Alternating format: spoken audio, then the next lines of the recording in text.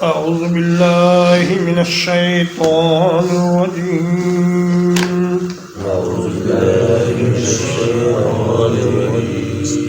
بسم الله الرحمن الرحيم. الف لام میم صاد.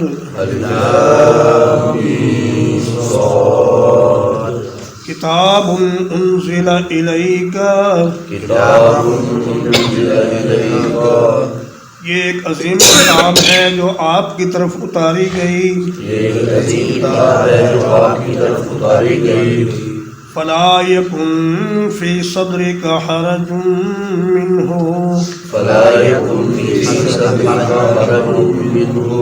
پس نہ ہونی چاہیے آپ کے سینے میں کوئی تنگی اس کی وجہ سے.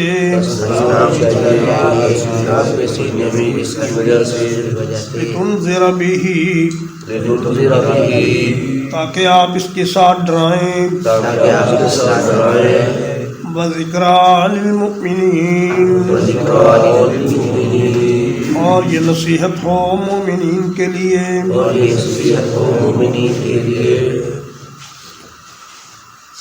سورۃ الاعراف مکی صورتوں میں سب سے لمبی صورت ہے اور اس میں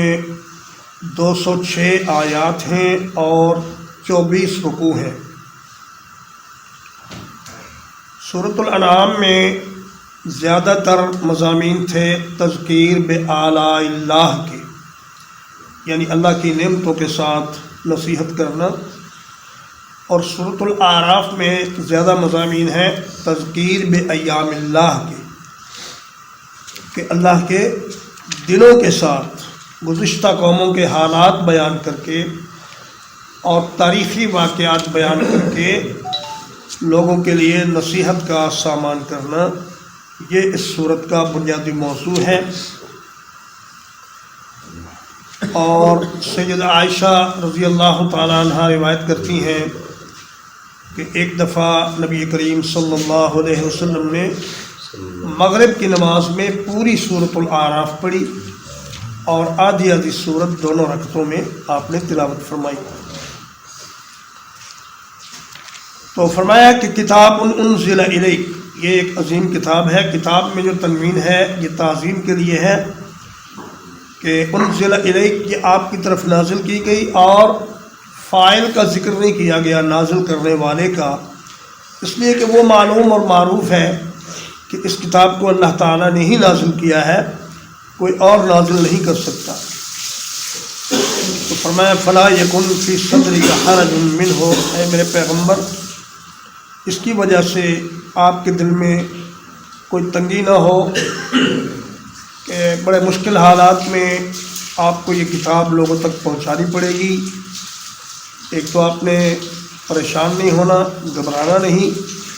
اور اللہ کی مدد پر یقین رکھنا ہے، اور ایک کفار کی بے رخی اور ان کے مسلسل عناد اور ضد سے آپ نے پریشان نہیں ہونا، بلکہ آپ نے مسلسل اپنا کام کرتے چلے جانا ہے اور انجام کار اللہ کے سپرد کرنا ہے. انشاءاللہ انجام آپ ہی کے حق میں اچھا ہوگا اور آپ کے مخالفین ناکام اور نامراد ہوں گے.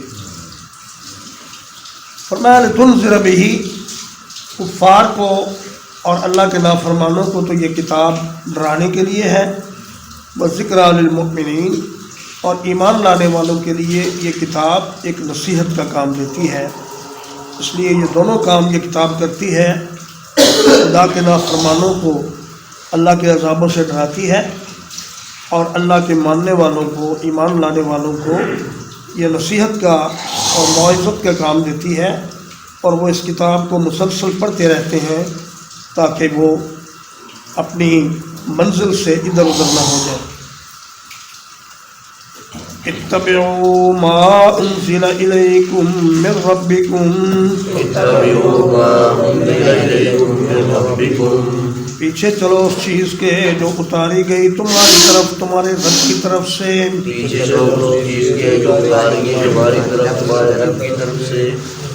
ولا تتبعوا من دونه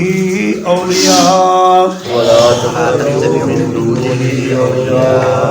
اور نہ پیچھے چلو اس کو چھوڑ کر دوسرے سرپرستوں کے قلیلا ما تذکرون بہت کم ہے جو تم نصیحت حاصل کرتے ہو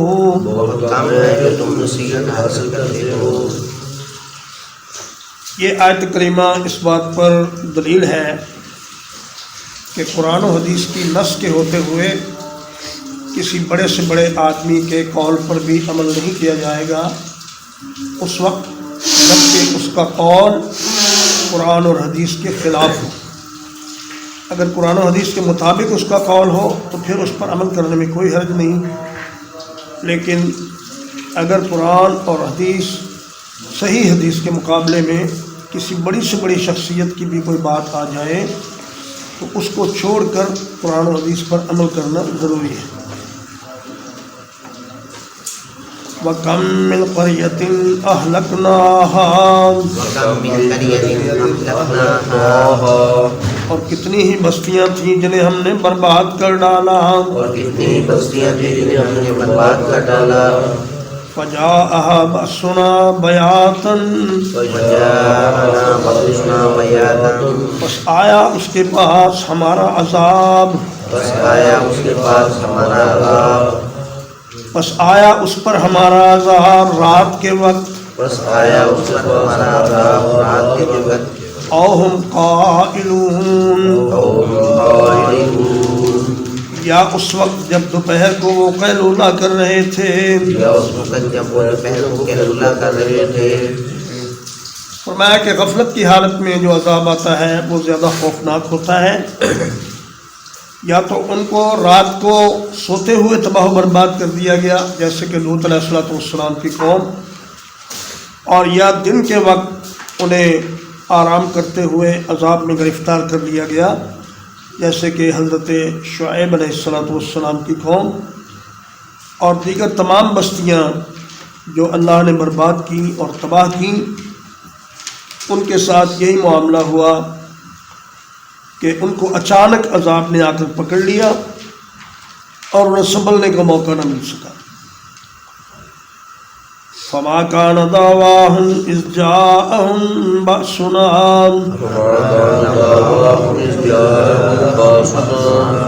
تو نہیں تھی پکار ان کی جب آیا ان پر ہمارا عذاب، إلا أن قالوا إنا كنا ظالمين مگر یہ کہ انہوں نے کہا کہ یقیناً ہم ہی ظالم تھے۔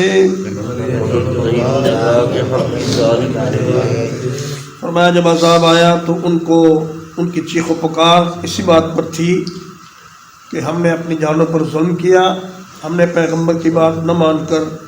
بہت بڑا اپنے اوپر ظلم کیا، لیکن اس وقت چیخ و پکار کا کوئی فائدہ نہ ہوا، اس لیے کہ جب اللہ کا عذاب آ جائے تو پھر انسان کا اعتراف جرم اس کے کسی کام نہیں آتا اور نہ ہی اس کے لیے کوئی توبہ کا موقع بچتا ہے۔ فَلَنَسْأَلَنَّ الَّذِينَ أُرْسِلَ إِلَيْهِمْ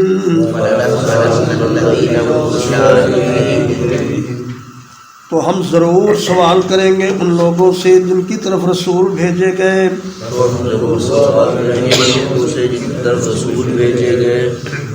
وَلَنَسْأَلَنَّ الْمُرْسَلِينَ اور ہم ضرور سوال کریں گے رسولوں سے بھی۔ ان قوموں سے پوچھا جائے گا کہ تمہارے پاس کوئی ہمارے رسول آئے تھے جنہوں نے آ کر تمہیں ہمارا پیغام پہنچایا، اور رسولوں سے بھی پوچھا جائے گا کہ جس ذمہ داری کے ساتھ آپ کو بھیجا گیا تھا کیا آپ نے وہ پوری طرح ادا کی؟ تو فرمایا کہ قوموں کا بھی محاسبہ ہوگا، رسولوں کا بھی محاسبہ ہوگا۔ اگر قوم کی کوتاہی پائی گئی تو اس کو پکڑا جائے گا،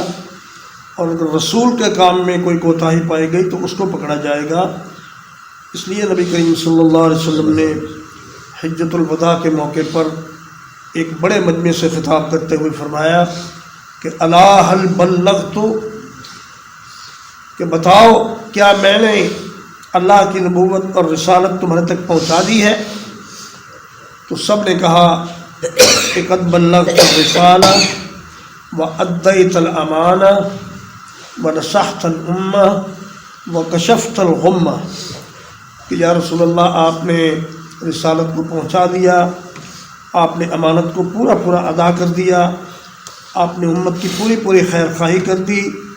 اور آپ نے کفر و شرک کے تمام اندھیرے صاف کر دیے۔ تو اس کے بعد آپ صلی اللہ علیہ وسلم نے آسمان کی طرف انگلی اٹھائی اور فرمایا اللہم اشہد۔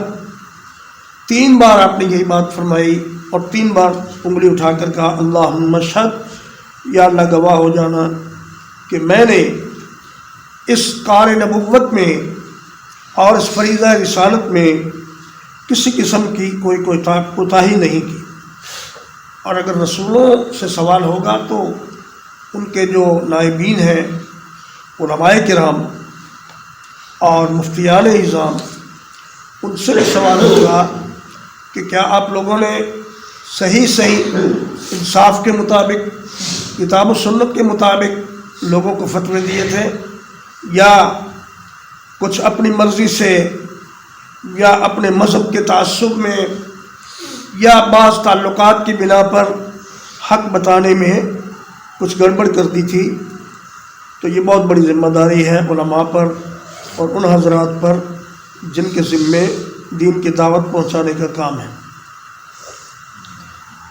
فَلَنَقُصَّنَّ عَلَيْهِمْ بِعِلْمٍ، تو ہم ضرور بیان کریں گے ان کے سامنے علم کے ساتھ، وَمَا كُنَّا غَائِبِينَ، اور ہم کہیں غائب تو نہیں تھے۔ فرمایا اللہ کو ہر چیز کا علم ہے، اللہ کو انسان کے دل میں پیدا ہونے والے خیالات کا بھی علم ہے، اللہ کو رات کے وقت ایک کالے پتھر پر کالی چیونٹی کو چلنے کی آواز کا بھی پتہ ہے اور اس کی حرکت کا بھی پتہ ہے، اور اللہ تعالیٰ کو ایک درخت کے پتے کے گرنے کا بھی پتہ ہے، اور پانی کے اندھیروں میں سمندروں میں جو کچھ ہو رہا ہے اس کا بھی اللہ کو پتہ ہے۔ لیکن اس کے باوجود اللہ تعالیٰ اعمال کا وزن کریں گے اور حساب کتاب کریں گے اور انسانوں کو اپنے علم کے مطابق بتائیں گے کہ تم دنیا میں کیا کچھ کر کے آئے ہو۔ ترجمہ ایک بار پڑھو۔ الف لام میم صاد، کتاب انزل الیک، یہ عظیم کتاب ہے جو آپ کی طرف اتاری گئی ہے۔ فلا یکن فی صدرک حرج منہ، تو نہ ہونی چاہیے آپ کے سینے میں اس کے بارے میں کچھ تنگی، لتنذر بہ، تاکہ آپ اس کے ذریعے ڈرائیں، وذکریٰ للمؤمنین، اور نصیحت ہے ایمان والوں کے لیے۔ اتبعوا ما انزل الیکم من ربکم، پیچھے چلو اس چیز کے جو اتاری گئی تمہاری طرف تمہارے رب کی طرف سے،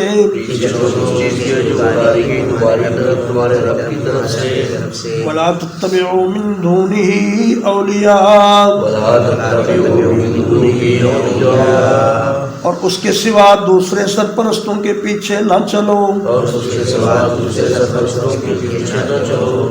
قلیلا ما تذکرون، بہت کم ہے جو تم نصیحت حاصل کرتے ہو۔ وَكَم مِّن قَرْيَةٍ أَهْلَكْنَاهَا، اور کتنی بستیاں تھیں جنہیں ہم نے برباد کر دیا۔ فجاءها بأسنا بياتا بس آیا ان پر ہمارا عذاب رات کے وقت او ہم قائلون یا اس وقت جب وہ دوپہر کو آرام کر رہے تھے فما كان دعواهم إذ جاءهم بأسنا بس نہیں تھی پکار ان کی جب آیا ان پر ہمارا عذاب إلا أن قالوا إنا كنا ظالمين مگر انہوں نے یہی کہا کہ یقیناً ہم ہی ظالم تھے فَلَنَسْأَلَنَّ الَّذِينَ أُرْسِلَ إِلَيْهِمْ تو ہم یقیناً ضرور پوچھیں گے ان لوگوں سے جن کی طرف رسول بھیجے گئے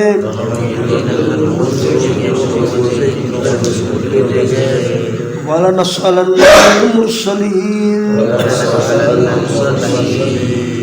اور ہم ضرور پوچھیں گے رسولوں سے بھی فَلَنَقُصَّنَّ عَلَيْهِمْ بِعِلْمٍ اور یقیناً ہم ضرور بیان کریں گے ان پر اپنے علم کے ساتھ وَمَا كُنَّا غَائِبِينَ